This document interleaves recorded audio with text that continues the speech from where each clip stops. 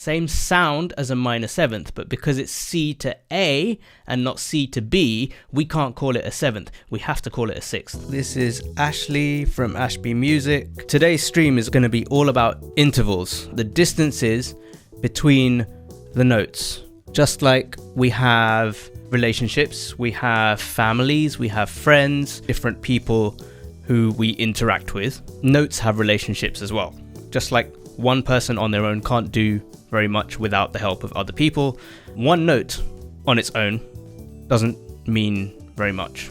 It's only when you put that note with other notes, either one after the other or on top of one another to make a chord, that these notes start to make sense outside of just being notes. You establish relationships with these notes, and these relationships mean something. Emotionally, musically, they have significance beyond just being notes. Compound intervals are intervals that are larger than 1 octave, and you will see these at grade 5 theory. So how do we work these out? There is an easy way, and there is a still easy but not as easy way. So the easy way is to remember when we counted from scales. We will keep doing that, but now we will go higher than 1 octave. Let's make it a D major scale. So now we are going to go up to 2 octaves with our intervals. And the easy way to figure out these intervals is by, just like we went up to an octave, is to just keep counting. D to E is a 9th. D to F sharp is a 10th. D to G is an 11th. And by the way, when you hear all these jazz chords like 13ths and 11ths and stuff, these are the intervals they're talking about. Always relate your theory to your actual music that you're studying. Otherwise, it doesn't come alive for you and you don't think of it as one thing. Music is one great big world. It's not separated into music theory, playing an instrument, oral training, scales. These are all parts of one huge universe, all right? So don't think of your theory as a separate thing to actually playing your instrument. Everything is related.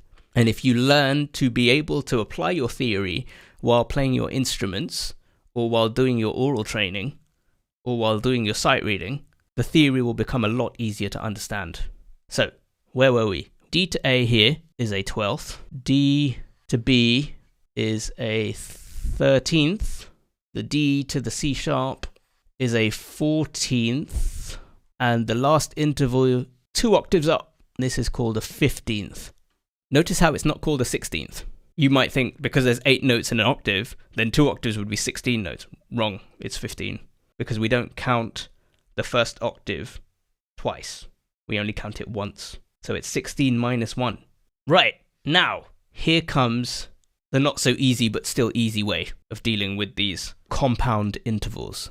If we have, for example, D to G sharp, D to G, 1, 2, 3, 4, 5. 5 semitones. So this would be a perfect fourth, right? D to G natural would be a perfect fourth. That makes D to G sharp an augmented fourth, right? Because we're going from the perfect interval up 1 semitone, so perfect becomes augmented. D to G is an augmented fourth.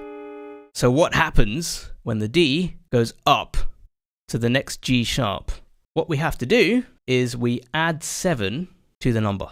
So the type stays the same, but because we're adding 7 to 4, we get 11. This is an augmented 11th. This is how simple it is. We can also convert compound intervals back to simple intervals by going the other way. For example, B and D sharp. This interval is a major 10th. Let's go the other way and make this a simple interval. We end up with B to the D sharp down here. And that ends up being a major 3rd. The last thing we're going to cover is the really easy part. These compound intervals don't just have to be known by bigger numbers. They can also be known as smaller numbers, okay? So just like what we've done here is we've taken this compound interval, this interval larger than an octave, and by taking away 7, we've made it a smaller interval, a major 3rd. The major 10th can also be known as a compound major 3rd. So this interval up here You can call this interval either a major tenth or a compound major third, but you can't call it a compound major tenth. It's either got to be one or the other. Let's do a couple more of these to finish. So we have an A and we have a D. This will be known as what? It's a perfect 11th or a compound perfect 4th. This one is a diminished 7th. Bonus points. What would it be called if we made it a compound interval? What two names can we call that interval? Well, we can call it the compound diminished 7th, that's the easy one, or diminished 14th. What interval is this? So we're going from middle C to A sharp. C to A sharp is an augmented 6th. Same pitch as a minor 7th. Same sound as a minor 7th, but because it's C to A and not C to B, we can't call it a 7th. We have to call it a 6th. Really important to know. I can't stress that enough. And let's do one more interval here before we wrap it up. A to G is a minor 7th, right? So A to G flat is a diminished 7th. You'll notice these diminished 7ths, generally the diminished intervals are going to be very, very odd looking, okay? And you're often going to find that they have very different accidentals to the notes that you started with, the bottom notes of your intervals. Chances are, if you're dealing with double sharps and double flats, you're probably dealing with diminished and augmented intervals. But that's not always the case, as you can see here in this last one, right? Here we have A to G, which we know is a, well, hopefully by now you'll know that's a minor 7th. So we can get diminished intervals even without double flats or double sharps. Getting diminished or augmented intervals is going to be more common if you're dealing with double flats and double sharps, but it doesn't always have to be that way. So you have to be really careful about that as well. Hey, this is Ashley. Thanks for watching this video. Follow us on Twitch to catch up with future streams and subscribe to our channel to not miss future videos in this series.